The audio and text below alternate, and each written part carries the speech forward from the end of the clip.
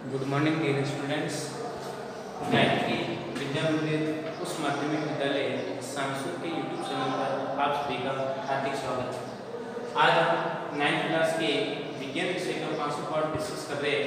इसमें इस पार्ट से रिलेटेड 6 वीडियो रिलीज हो चुके हैं। आज 7वां वीडियो अंतिम वीडियो इस पार्ट पर आधारित रहेगा। फिर अगला पार्ट आपके डिस्कस करेंगे उत्तर के रिलेटेड, जो छठे पार्ट में आपके द्वारा असाइनमेंट उसको मेंशन करेंगे। 500 पार्ट कोशिका पर आधारित था। कोशिका के विभिन्न घटक थे, कोशिका की विभिन्न संरचना, खोज, कार्य एवं उनके अलग अलग प्रकार के पदार्थों से बनकर मिलकर बने होते हैं। उनके कोशिका द्रव्य में अलग अलग प्रकार के पार्टिकल आपको पड़े। उसमें आज छठा पार्ट है कोशिका के अंतर्गत पाया जाने वाला रसदानी। क्या है रसदानी? रसदानी का मतलब हम सामान्य भाषा में कहें रिक्तिका। ये क्या है? एक प्रकार की रिक्तिका, वैक्यूम, खाली जगह। ये कोशिका है जिसमें हम ऐसे क्या पाई जाती है? खाली जगह पाई जाती है। उसको क्या बोलते हैं? रसदानी। क्या बोलते हैं? रसदानी। कोशिका के अंदर पाया जाने वाला रिक्त स्थान क्या कहलाता है? रसदानी, जिसमें विभिन्न प्रकार के पदार्थों का स्टोरेज किया जाता है। विभिन्न प्रकार के पदार्थ होते हैं, उनको स्टोर करने में उनकी भूमिका रहती है। ये एक प्रकार की रिक्तिका है। क्या है? रिक्तिका। रसदानी को क्या बोलते हैं? सामान्य भाषा में रिक्तिका भी बोलते हैं। देखिए इसकी क्या भूमिका है, क्या गुण है, किसमें कहाँ पाई जाती है और क्या इसकी उपयोगिता रहती है, उसको अपन डिस्कस करेंगे। आप देखोगे रसदानी ठोस एवं तरल पदार्थों को संग्रहित एक थैली, एक प्रकार की ठोस एवं तरल पदार्थों को स्टोरेज करने की एक थैली, जैसे आमा से थैली, मला से थैली, मूत्रा से थैली। तो ये सारी अपने शरीर में भी क्या पाई जाती है? एक प्रकार की रसदानी है। सारी क्या एक प्रकार की रसदानियों का प्रकार है, एक प्रकार की थैली जो ठोस या तरल पदार्थों के स्टोरेज करने का कार्य करती है। आप देखते हो जंतु कोशिका की तुलना में पादप कोशिका में रसदानी क्या होती है? थोड़ी बड़ी होती है। जंतु कोशिका की तुलना में पादप कोशिका में रसदानी क्या होती है? बड़ी होती है। दिमाग बात रहेगी। पादप कोशिका के आयतन का 50 से 90% भाग रसदानी होता है। क्या होता है? पादप कोशिका के आयतन का 50 से 90% भाग रसदानी होता है। क्या होता है? रसदानी। यहाँ पर पढ़ देना, रसदानी होती है। ठीक है, दिमाग बात रहेगी कि रसदानी ठोस एवं तरल पदार्थों को स्टोरेज करने की एक थैली है। जंतु कोशिका की तुलना में पादप कोशिका की रसदानी बड़ी होती है। पादप कोशिका के आयतन का 50 से 90% भाग रसदानी होती है। पादप कोशिका की रसदानी में कोशिका द्रव्य भरा रहता है, जो कोशिका को स्फूर्ति तथा दृढ़ता प्रदान करने का कार्य करती है। तब आप देखते होंगे पादप कोशिका कई टहनियां ऐसी होती है जिनको ऊपर से ऐसे खींचते हैं तो जमीन तक आ जाती है, तो भी टूटती नहीं। क्यों नहीं टूटती? क्योंकि उसमें पाई जाने वाली खाली जगह बहुत बड़ी है, रसदानी अधिक मात्रा में फैली होती है। तब उसको अपन खींचेंगे तो खींच के एकदम रबड़ जैसे बढ़ जाती है, परंतु वो टहनियां टूटती नहीं। उसका कारण क्या है? तो कारण याद रखना कि जितनी उसमें रसदानी अधिक होगी उतनी उसमें मुलायमता अधिक बनी रहती है। अपने शरीर में भी खाली जगह ज्यादा होगी। जैसे आपने खाना नहीं खा रखा है तो ऐसे दबाव कुछ क्या होगा? पेट अंदर दे जाएगा, दबता है पेट। और मान लो आप फुल फ्लैश, मान लो आपको पूरा मटेरियल आपने फिट कर रखा है तो फिर दबाने पर क्या दबता है? नहीं दबता है। तो खाली जगह होने के कारण ही पौधे के आपको मुलायम शीतलता पाई जाती है उसमें। और रसदानी पौधों को स्फूर्तिता, कठोरता प्रदान करने का कार्य करती है। तभी उसी रसदानी के कारण पौधे क्या होते हैं कि इसमें पर नीचे भी बढ़ते और टूटते, उनकी शाखा टूटती नहीं है। दिमाग बात रहेगी। तो आगे अपन देखते हैं रसदानियों में क्या क्या भरा हो सकता है। रसदानियों में बेसिकली होता क्या क्या पदार्थ? तो आप देखते हैं रसदानी में एमिनो अम्ल, शर्करा, कार्बनिक अम्ल, कई प्रकार के प्रोटीन, कई प्रकार के कार्बनिक पदार्थों का स्टोरेज रसदानियों में होता है।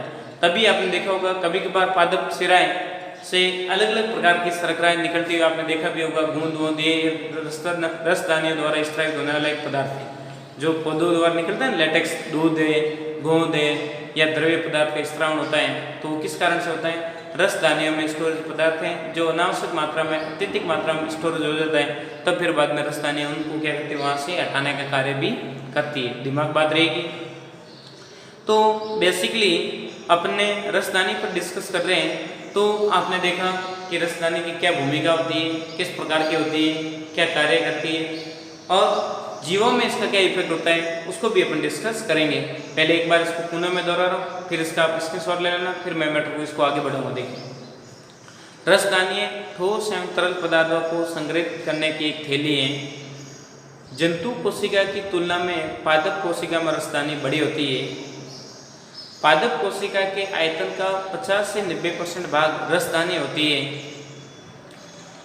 पादप कोशिका की रसदानी में कोशिका द्रव्य भरा रहता है जो कोशिका को स्फूर्ति व दृढ़ता प्रदान करती है। क्या करती है? स्फूर्ति व दृढ़ता प्रदान करने का कार्य करती है। रसदानी में एमिनो अम्ल, शर्करा व कार्बनिक अम्ल एवं कुछ मात्रा में प्रोटीन हो सकता है जो पादप को सारा प्रदान या आवश्यक होते हैं उनको स्टोरेज करने में भी भूमिका निभाती है। इस प्रकार से आपने देखा रसदानी के कुछ बिंदु और डिस्कस अपन कर रहे हैं, तो इसका आप पहले स्क्रीनशॉट ले लीजिए, फिर मैं मैटर को आगे बढ़ा रहा हूँ। देखिए, हो गया होगा।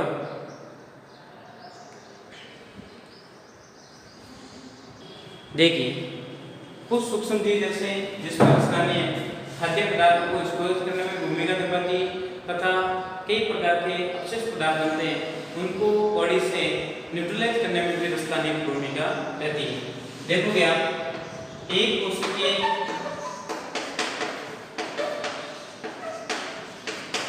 सूक्ष्म जीव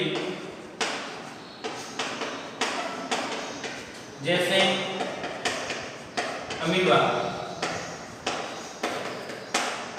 अमीबा में रसदानी खाद्य पदार्थों को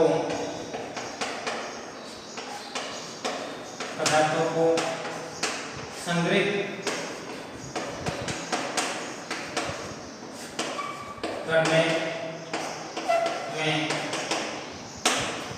करने में भूमिका निभाती है।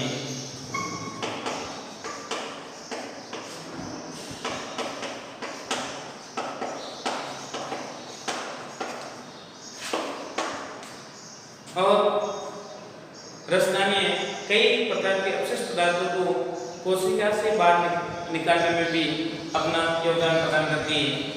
रसदानी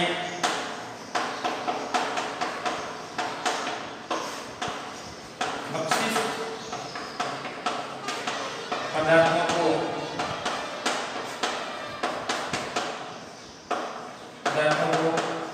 कोशिका से बाहर हटाने का कार्य भी करती है। तो आपने ये कुछ पॉइंट आपने रसदानी को अंदाज पढ़े, माइटोकॉन्ड्रिया को भी पढ़ा, सभी प्रकार की कोशिकाओं को पढ़ा, तो आपने समझा कि किस कोशिका का क्या कार्य है, क्या भूमिका रहती है, उसको आपने समझने को प्रयास भी किया होगा, नोट्स भी बनाए होंगे, समझा भी होगा। अब अपन देखते हैं कि जनरली जंतु एवं पादप कोशिका में क्या डिफरेंस है, क्या अंतर पाए जाते हैं, 3-4 अंतर दे रखे हैं, उसको अपन डिस्कस कर लेते हैं, फिर बाद में आपका टॉपिक क्लोज कर रहे हैं अपन। एक बार इसको मैं रसदानियों को पुनः दोहरान करवा देता हूँ और फिर बाद में आगे बढ़ते हैं। रसदानियों में ठोस एवं तरल पदार्थों की संग्रह की एक थैली है। जंतु कोशिका में रसदानी पादप कोशिका की तुलना में छोटी होती है।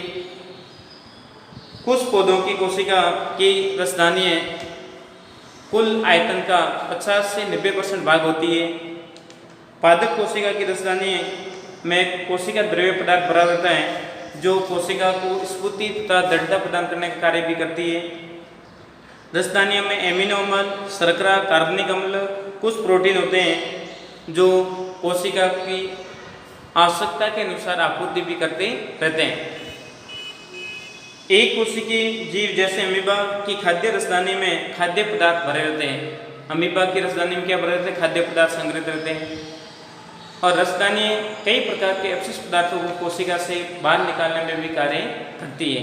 इस प्रकार से आपने किसको पढ़ा है? रसदानी को डिस्कस किया।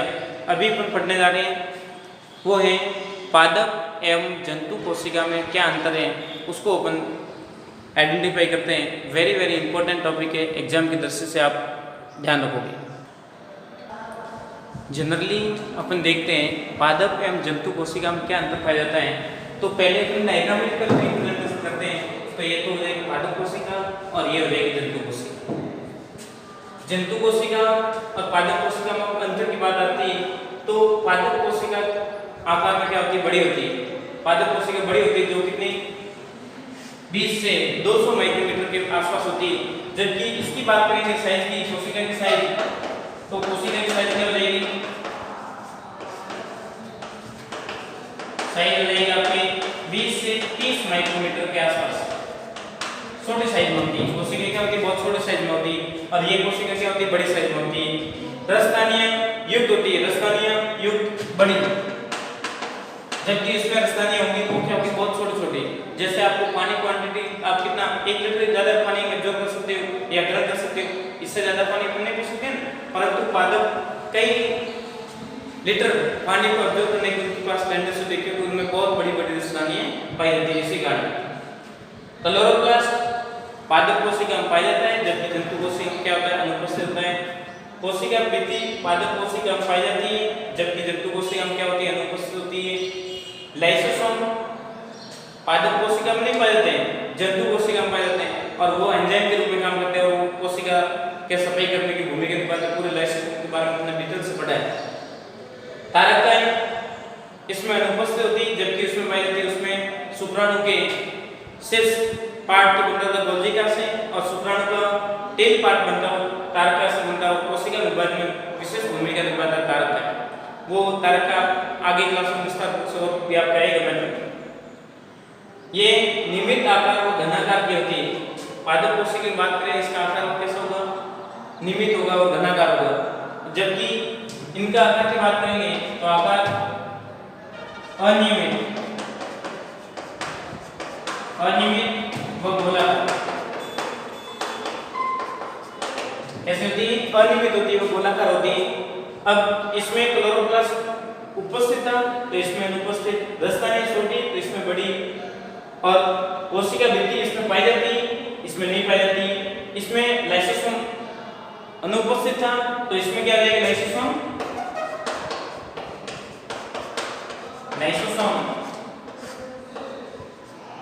उपस्थित। अब बात करते हैं तारक का, इसमें अनुपस्थित है, जबकि इसमें तारक का क्या होगा, उपस्थित, जो कोशिका विभाजन में काम आता है। शुक्राणु कोश के निर्माण की भूमिका के कई प्रकार के कार्य आप देखोगे। उसके बाद में आकार की बात दोनों की होगी, ये नियमित आकार की होती है, घनाकार होती है, जबकि वो अनियमित आकार की और गोलाकार कोशिका होती है। ऊर्जा स्टार्च के रूप में संश्लेषित रहती है, जबकि इसमें जंतु कोशिका की बात करेंगे, इसमें ऊर्जा किस रूप में स्टोर रहती है, तो आप कहोगे कार्बोहाइड्रेट के रूप में, कार्बोहाइड्रेट या ग्लाइकोजन के रूप में ऊर्जा स्टोर रहती है। ऊर्जा कार्बोहाइड्रेट या ग्लाइकोजन के रूप में, ग्लाइकोजन के रूप में ऊर्जा स्टोरेज रहती है।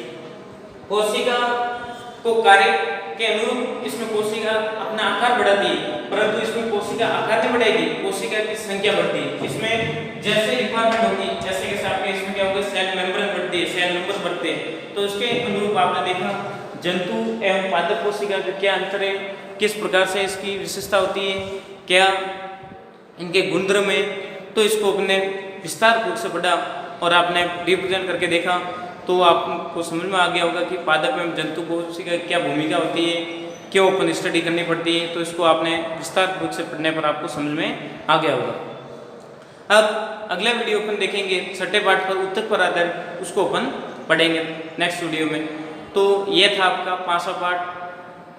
सारा मटेरियल मैंने अपडेट करवाया, नोट्स बनाओगे घर बैठ के, व्यवस्थित समझोगे, जो भी मैटर आपको समझ में नहीं आता है डायरेक्ट उसको समस्या का हल निकालोगे।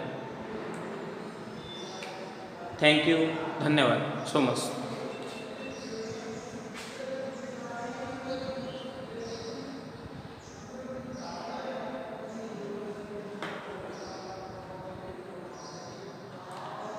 स्क्रीनशॉट भी ले लिया होगा ना, सॉरी स्क्रीनशॉट ले लेना पहले इसका, ताकि स्क्रीनशॉट के माध्यम से आप कोई भी मैट्रिक्स जो मैंने रिप्रेजेंटेशन किया है उसको आप पढ़ सकते हो। एक बार वापस मैं पुनः दोहरा देता हूँ कि पादप कोशिका में जंतु कोशिका में अंतर क्या है। तो आपको जो ये ऑप्शन दे रखे हैं, लिख रखे हैं, इनको एक एक आप फाइंड आउट करना, लिखना, व्यवस्थित समझना और पढ़ते रहना, घर पे रहना, सुरक्षित रहना। थैंक यू, धन्यवाद। हो गया मैटर अपना 500 पार्ट कंप्लीट।